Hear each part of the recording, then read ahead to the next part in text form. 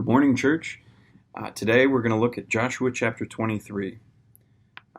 As I'm recording this, the election hasn't been completed, but you hopefully know this morning who has been elected to the various offices here in the United States. And regardless of how you feel the election results turned out, I wanted us to take a minute and be grateful for one leader. And of course, that leader is Joshua.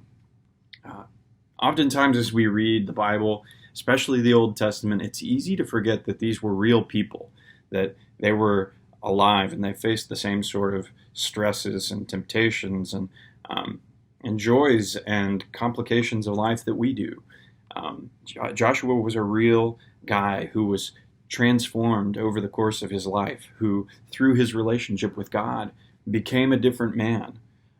At the beginning of Joshua chapter 1, famously, we read over and over, God says to Joshua, be strong and courageous, be very strong.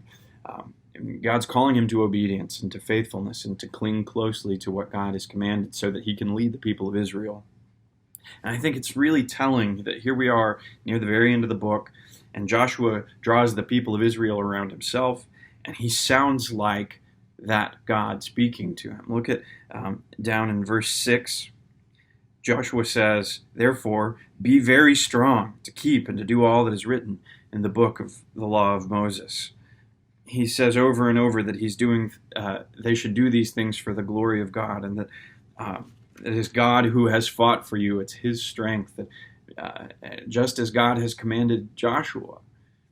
All that is imprinted on Joshua's heart. And I'm grateful for the book of Joshua, not just because there's so much to be drawn out of it, but just for the person of Joshua. So I wanted to encourage you to take some time today and pray and thank God for Joshua the man.